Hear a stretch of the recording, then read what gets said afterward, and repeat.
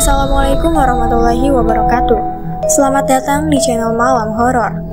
Pada episode kali ini, saya akan membawakan sebuah cerita dari Twitter yang berjudul Penghuni Malam Rest Area. Sebelum lanjut, untuk mensupport kita dengan konten horor menarik lainnya, jangan lupa tekan tombol like dan subscribe, serta aktifkan lonceng notifikasi agar tidak ketinggalan cerita lainnya. Langsung saja kita dengarkan cerita horor berikut ini. Gue Indra, dan gue mengalami kejadian ini waktu acara jalan-jalan ke Malang yang udah gue rencanain berempat bareng Mila, Tio, dan juga Sarah. Waktu itu, tol Trans Jawa baru saja dibuka pasca mudik lebaran. Sebuah kabar baik di mana kami bisa sampai lebih cepat menuju tempat tujuan kami. Kami memulai perjalanan setelah maghrib, dengan maksud kami akan sampai di Malang saat matahari sudah terbit. Jadi kami mengirit biaya menginap 1 malam. Untuk masalah tidur, kami bisa bergantian menyetir dan istirahat bergantian. Seperti biasa, di awal perjalanan kami begitu semangat dan juga menghabiskan waktu dengan ngobrol dan menikmati cemilan di perjalanan. Kami memang berniat sedikit santai selama di perjalanan, jadi waktu tempuh tidak terlalu menjadi beban untuk kami.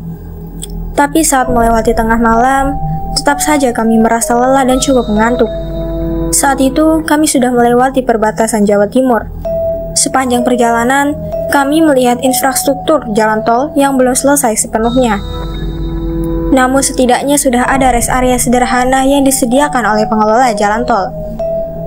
"Dra, rest area dulu yuk, kebelet pipis nih gue," ucap Mila saat terbangun dari tidurnya. "Iya Dra, istirahat sebentar aja, mata lu juga udah mulai capek tuh," Tio setuju. "Benar, walaupun aku masih sanggup menahan kantuk, ada baiknya aku beristirahat sejenak untuk menikmati segelas kopi agar lebih segar melanjutkan perjalanan. Sayangnya, cukup lama kami melintas, kami tidak menemukan rest area. Cukup lama jauh kami melaju, sampai akhirnya kami tiba di sebuah rest area darurat yang hanya menyediakan toilet-toilet portable dan beberapa warung-warung seadanya. "Adanya rest area begini, gimana?" Aku memastikan. "Gak apa-apa Ndra, udah kebelet nih," balas Mila. Aku pun melipir dan memarkirkan mobilku. Saat itu Mila buru-buru ke kamar mandi dan kami mencari warung untuk sekedar membeli kopi hangat. Kami mendatangi beberapa kios non permanen di sana, namun ternyata sudah pada tutup. Kami melihat sekitar pun hampir tidak ada mobil yang berhenti lama selain untuk ke kamar mandi saja. Aku sempat kecewa, sampai tiba-tiba Sarah menunjuk ke satu arah. "Itu masih ada yang buka," ucap Sarah menunjuk ke sebuah warung yang terpisah dari kios yang ada. Selain warung itu, ada gerobak-gerobak warung lain juga yang sudah tutup di sekitarnya. "Alhamdulillah masih ada yang buka. Kopi hitamnya 3 ya Bu," ucap Tio pada seorang ibu yang menjaga warung tersebut. Kami bertiga pun mencari posisi duduk di mana hanya terdapat pilihan 2 meja saja di sana. "Bu, kopinya 3 ya Bu?" Aku mengulang pesanan kami karena sang ibu tidak bereaksi dan hanya berdiri diam menatap kami. Sarah mengikuti memberi isyarat bahwa ibu itu terlihat cukup aneh.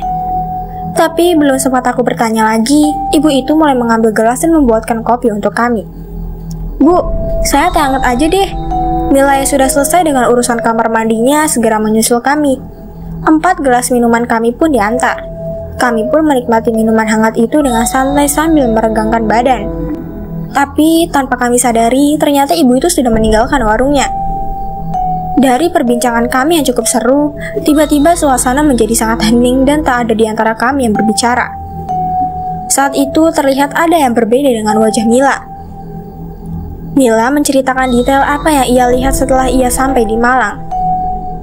Dari celah kain spanduk warung di belakangku dan Tio, Mila tanpa sengaja melihat sosok putih yang mendekat dari awal persawahan.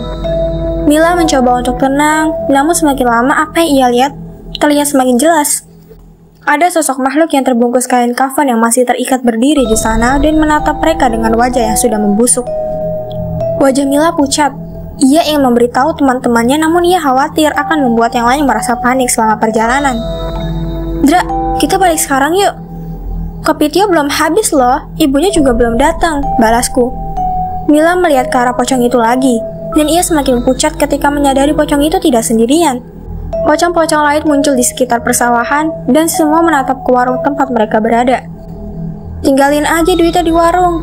100 ribu harusnya cukup kan? Yuk, ucap Mila sambil mengeluarkan uang 100 ribuan. Ya udah, Dra, muka Mila pucat, kayaknya nggak enak badan tuh, ucap Tio. Aku pun mengerti dan mereka pun segera meninggalkan warung itu. Uang 100 ribu pun diletakkan di meja gerobak penjual itu dan mereka segera memasuki mobil. Nggak ada yang mau ke kamar kecil lagi kan? Sarah? Tanya Tio. Nggak, udah cepetan, ucap Mila. Sarah pun menggeleng menjawab pertanyaan Tio. Mila pun lega saat akhirnya mereka meninggalkan rest area tersebut. Perjalanan setelahnya lebih hening dari sebelumnya. Selain karena kelelahan, keadaan di rest area itu membuat mereka sedikit tidak tenang. Sambil menyetir, aku merasakan ada yang janggal. Seolah ada sesuatu yang salah dalam perjalanan ini. Mila, kamu gak apa-apa kan? Mau minum obat? Tanya aku memastikan. Gak apa-apa, gue mau tidur aja deh, balas Mila yang wajahnya masih terlihat pucat. Saat itu tiba-tiba notifikasi pesan singkat di handphoneku berbunyi. Ia melihat potongan pesan itu berasal dari temannya, Sarah. Dra, kalian di mana? Ia tidak sadar ada beberapa miss call di handphonenya yang tak terjawab. Setika tengkuk leherku panas dingin. Aku tahu bahwa Sarah telah memasuki mobil. Tapi saat melihat ke spion tengah dan mengarah ke arah Sarah, wajahku pun pucat. Tio, ku coba membangunkan Tio yang tengah tertidur di sampingku. Tio bangun. Tio, bangun! Aku benar-benar menahan rasa takutku. Dari pantulan kaca spion itu, aku tidak melihat keberadaan Sarah. Justru yang terlihat adalah sosok perempuan berwajah pucat berpakaian putih lusuh menatapnya dengan seluruh matanya yang hitam. Tak mampu menahan rasa takutku, aku pun menghentikan mobilnya di bahu jalan secara mendadak yang seketika membangunkan Tio dan Mila. Kenapa, Ndra? Tio bingung. Aku mengintip kaca spion itu lagi, dan anehnya sosok yang duduk di kursi Sarah itu sudah menghilang dan tidak ada siapapun di sana. Sarah mana, Tio? Tanyaku. Tio menoleh ke belakang dan tidak menemui keberadaan Sarah di sana. Hah? Tadi di situ. Lo lihat sendiri kan?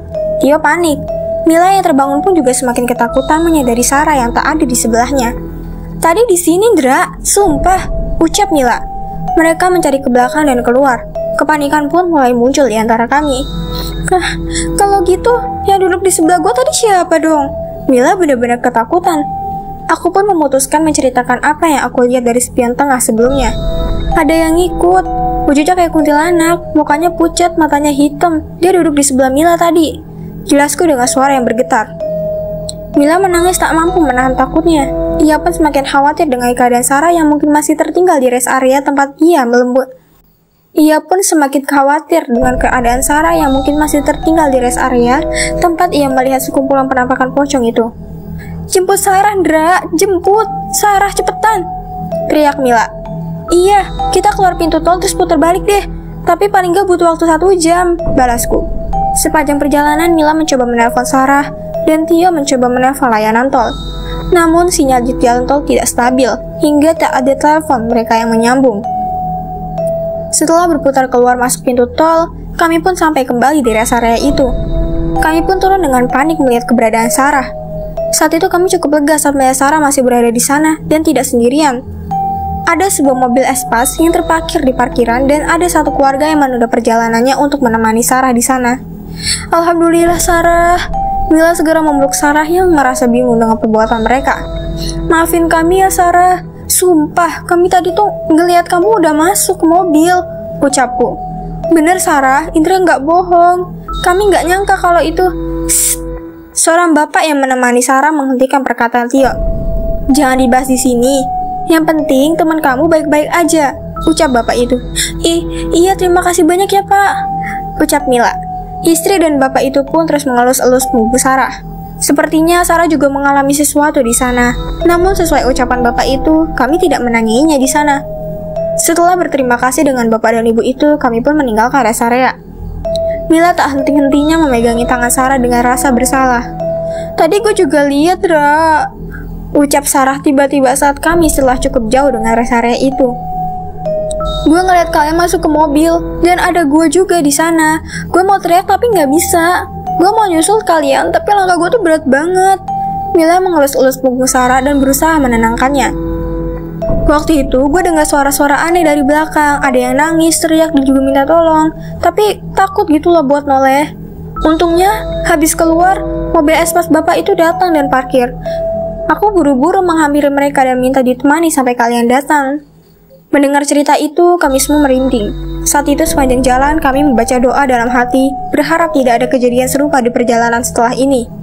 Untung Sar, untung kamu tidak menoleh ke belakang, ucap Mila.